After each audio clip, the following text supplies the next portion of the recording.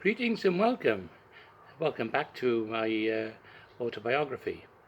Um, in life, things have changed for the good. Sometimes they change for the bad.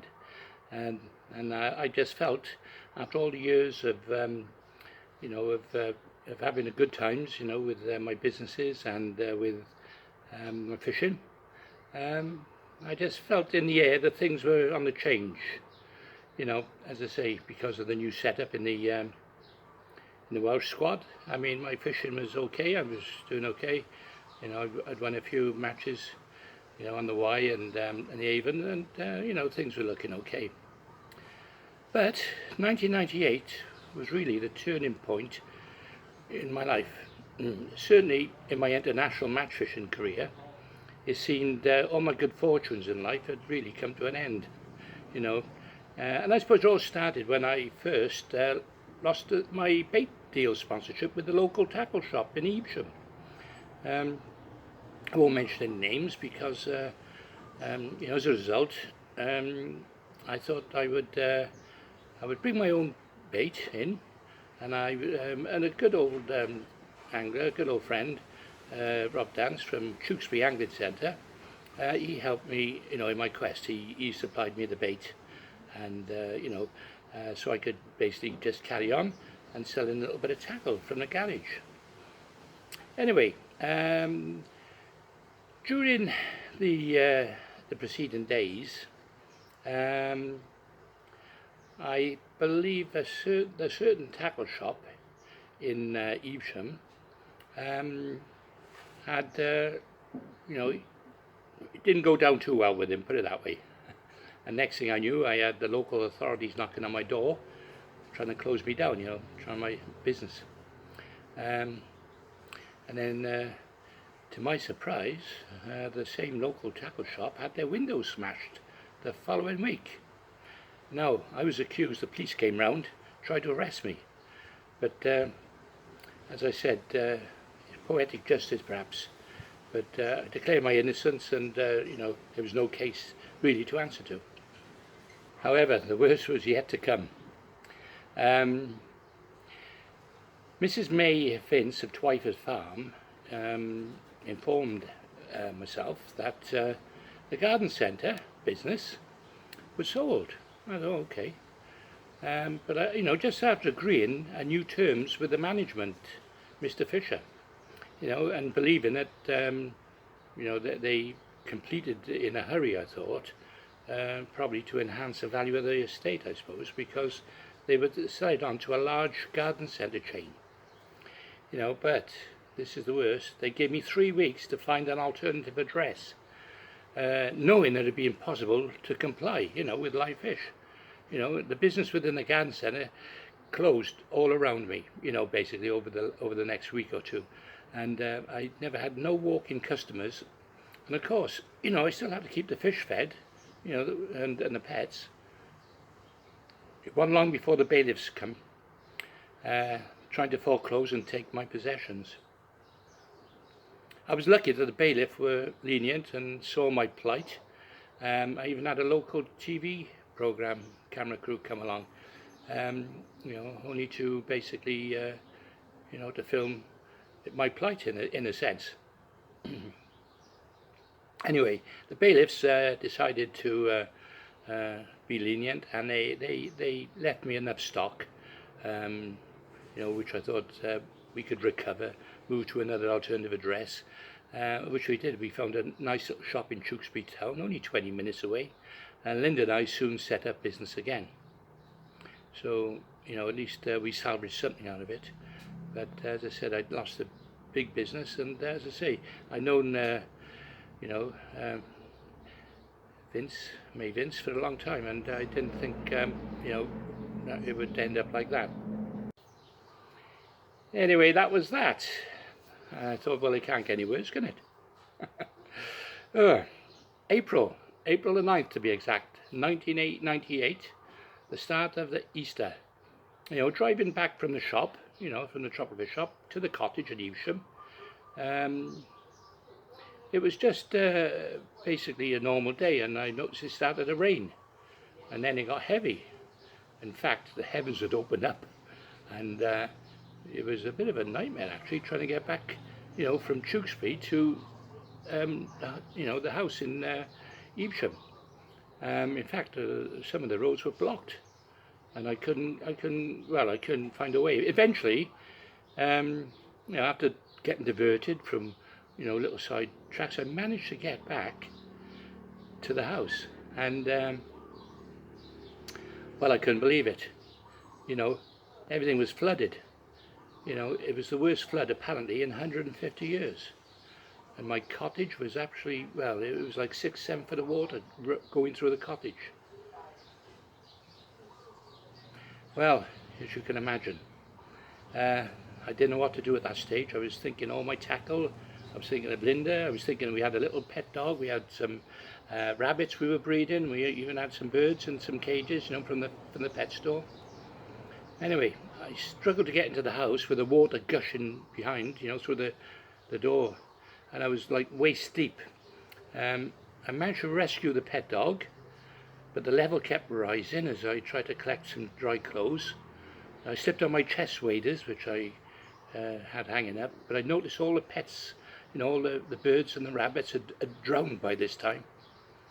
And all the cages were full of water. They were our breeding stock for the business,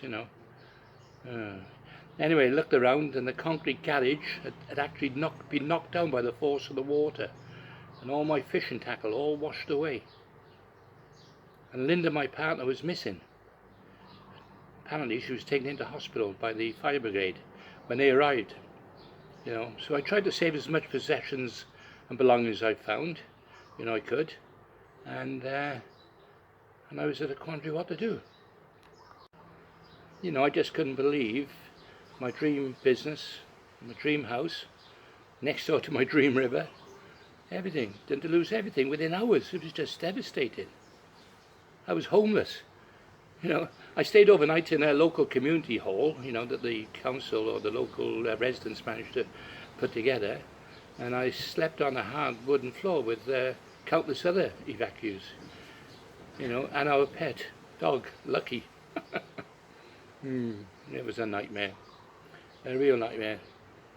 I thought at one time I was dreaming all this, and I'd wake up soon, but the following day was hell. Living out of a black bag until Linda left the hospital. They kept her in for a day or two, and we were reunited, and then seeking help from a local charity for temporary accommodation, and they put us up in a local guest house. And for some reason I can't explain, there was no help from any local authorities or the government. It was a nightmare. It was all done by charity workers. I've never known anything like it. And there's me thinking Evesham was a lovely place. Anyway, the worst was still to follow. And when we arrived at the insurance office in the main street, to find that they wouldn't honour our insurance. And our insurance was liability, due to the small print, said they wouldn't pay us out. So not only were we homeless, no fishing tackle, moneyless, no money, because we lived from day to day, and we didn't put much money away in the bank. Anyway, we took the insurance company to the ombudsman, to find out that they would pay for the house, and the renovations. But it was a nightmare. We went to the offices in Worcestershire, and we stood in front of a court, like judges, and they deemed that no, the insurance company was correct. Anyway, I decided then to take matters a little bit further, and we went to the housing, the mortgage company, and they fought on our behalf, and we managed to get the house renovated. But all our content, everything had gone. Life's, not only mine but Linda's life had just gone overnight with the floods. She had some antique dolls, I know, were very expensive. And all my fishing, I never forget, I had I had fish in glass cabinets, and they were a few bob, you know, with all my tackle, everything. It was a nightmare. I did manage to salvage some things. I took them upstairs before the floods could, you know, obviously get any higher.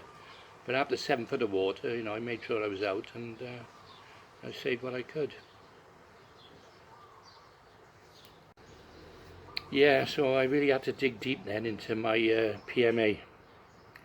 You know, it was looking, you know, where to start. I just couldn't believe what had happened. You know, I'm sure it would have finished a lot of people. But I kept my positive mental approach. I knew, you know, in time everything would be fine again. And however, as I said, losing your tackle after a lifetime accumulation of bits and pieces that you could never be replaced, you know, it's the most devastating feeling any angler could have. There was a few items I saved in the floods, you know, as I said, we put them upstairs. When the floods receded, we hired a container where the static caravan once stood.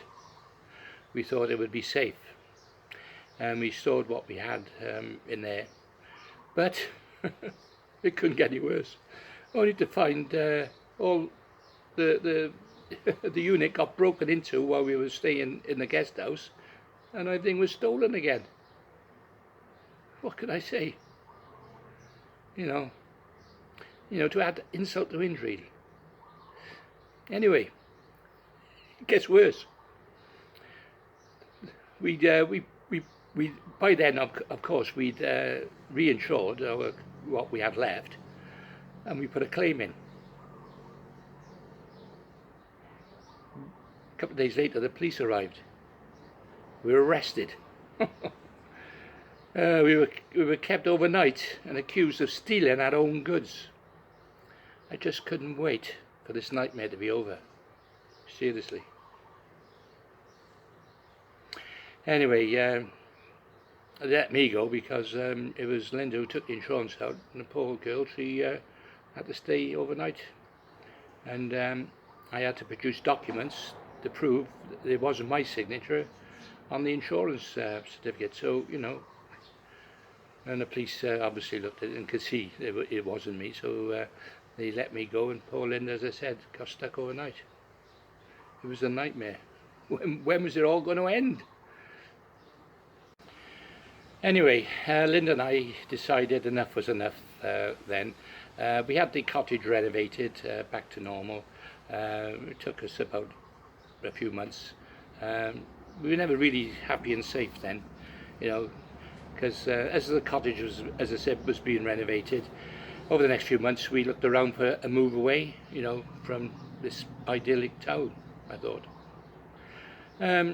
I still had some unfinished business, you know, and some, you know, with the shop, because the shop in Tewkesbury also got flooded, and we lost a load of stuff there. But I managed to scrape some tackle together, and of course the World Championships coming up in Zagreb, in Croatia, the former Yugoslavia. I thought, well, let's get away, let's go fishing, you know. Let's try and put it behind me, and let's see if I can concentrate on the fishing. Perhaps it's the wrong decision to do, but no, I decided to go away. Anyway, come back for my next vlog, and I'll tell you what happens then in the 1998 World Championship in Zagreb in Croatia. Can it get worse? You bet it can.